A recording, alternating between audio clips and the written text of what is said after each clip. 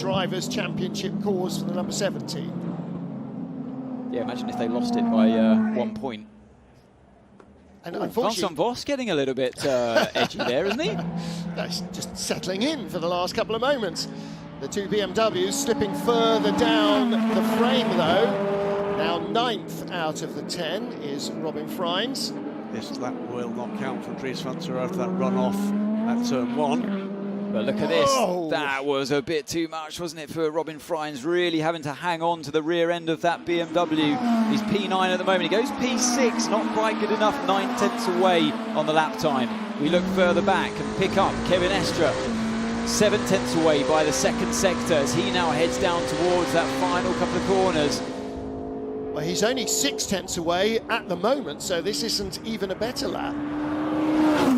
He's okay on the exit. He's doing everything he can, but I don't think it's going to be enough to topple those Toyotas. P8 for now is Estre. What's he going to be? P6. He goes P6 as he crosses the line with his teammate behind him. Yeah, Matt Campbell's lap is looking a lot closer. He's only 3.5 tenths away at the end of sector 2. No, that's 3.5 seconds away, rather, yeah. He's backed out of it, surely, on this lap. Under 2 minutes to go. It is still Brendan Hartley at the top. He has pitted. Yeah, running on board now with the Herzen Jota car on car number 12, Norman Nato. They have won a race this year, but not with him on board. He was off racing elsewhere, of course, wasn't he, when they won in Spa. Up to 7th. Taking that Hypercar World Cup for the privately owned teams, but they're coming hunting for an overall race win again here. I think they're going to be hanging on to P7 here because he's almost a second down by the second sector. And not even the best privateer Porsche, because the best of all the Porsches is the 99 Proton car. What a lap from Neil Jarni, 4th place.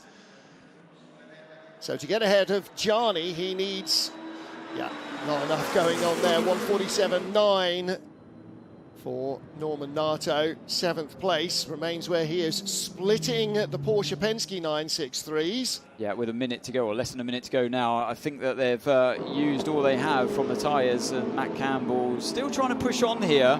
Can make progress with this run, but needs to be a very solid second sector here. Yeah, and you're asking a lot now on this track. We've seen such high degradation all the way through, and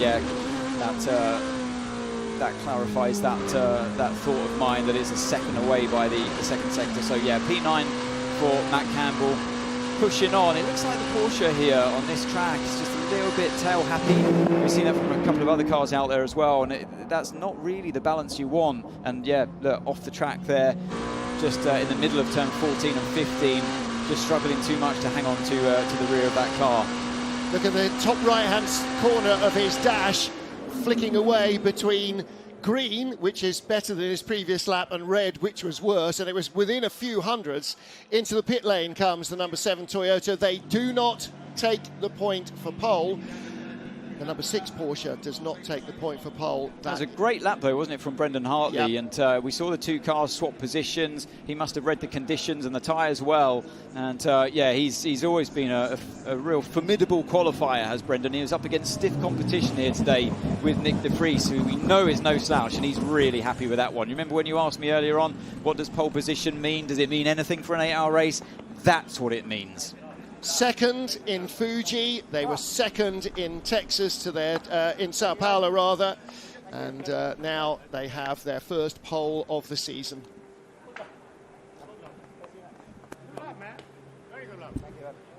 Well, you know it's been a good lap when even the king of qualifying, Kamui Kobayashi, congratulates you and says it's a very good lap.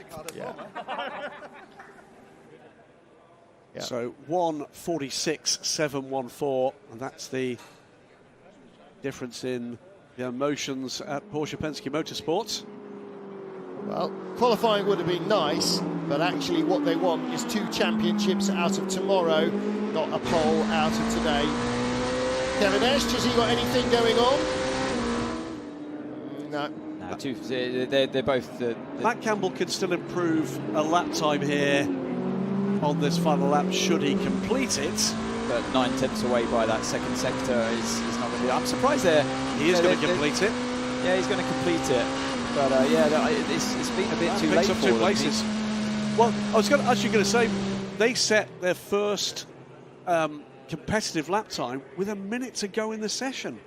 They were waiting. They were expecting track improvement. Maybe expected a bit too much from the circuit, but they had done too many laps on their tyres anyway. So yeah, a bit of a strange tactic there. I think Toyota played that well. It was always going to come right at the start when the tyres were at their freshest. That still means though that Niljani is the quickest of the Porsches in the Proton car, 4th in this session, and what is that, 3-4 tenths quicker than either of the factory cars. I think all that Porsche could have done there, if they thought they didn't have the speed to beat Toyota today, they should have just waited in the pits. Just don't even go out there with your tyres. There's no point trundling around waiting for the last minute.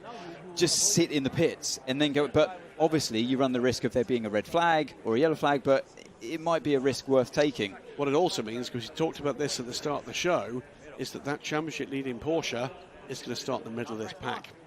Toyota have been more successful this year going hard early, and there is a lesson in that.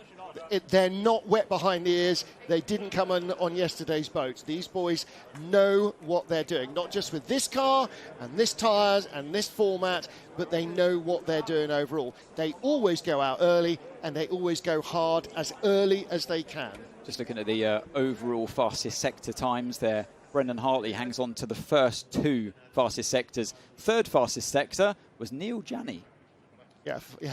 So the Porsche making its speed down that final sector, downhill.